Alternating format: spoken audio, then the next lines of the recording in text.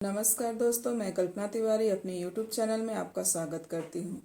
आज फिर मैं एक नया कहानी लेकर आई हूँ, राजा और उसके मालिक।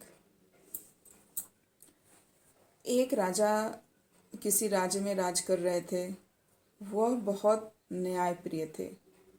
न्याय के लिए उनके लोग उनको बहुत जानते थे कि ये राजा बहुत ईमानदार और न्यायप्रिय है। उसके बहुत ही चर्चे होते थे। सब लोग उस राजा को, प्रजा लोग उस राजा को बहुत लोग पसंद करते थे।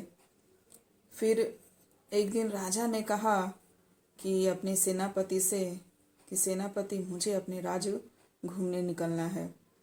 तो सेनापति ने कहा, ठीक है राज, आपकी घूमने की प्रबंध हम करा देते हैं।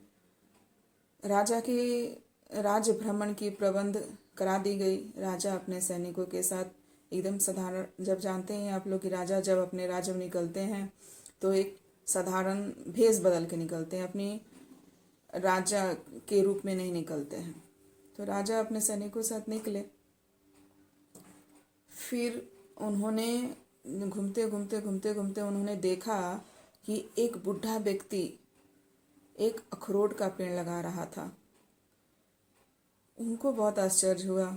वो गया उनके पास और बोला, बूढ़े बाबा, क्या ये तुम काम कर रहे हो या ये बगीचा तुम्हारा है? तो उसने बोला कि नहीं, ये तो मेरा बाप दादाओं का लगाया हुआ बगीचा है, मैं इसमें अखरोट का पेड़ लगा रहा हूँ। राजा को आश्चर्य हुआ।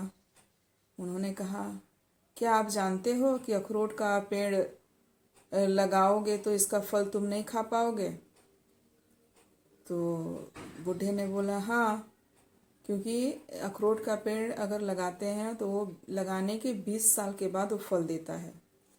तब तक वो बूढ़ा आदमी था, गुजर चुका होगा, इसीलिए राजा ने उनको समझाया। फिर भी बोला, नहीं, मैं अखरोट का ही पेड़ लगा रहा हूँ। मैंने तो बहुत सारे पेड़ों का फल खाया है जो दूसरों ने लगाया था। आज मैं वो पेड़ लगा रहा हूँ जो आने वाले लोग खाएंगे। तो कभी भी अपने लिए फल ना लगाएं। फल अपने लिए नहीं, दूसरों के लिए लगाया जाता है। इस ईमानदारी और सच्चाई से राजा बहुत खुश हुए और बूढ़े को इनाम दिया और उस पुरस्कार के साथ उसे सम्मानित किया। राजा फिर अपने राज्य में लौट गए।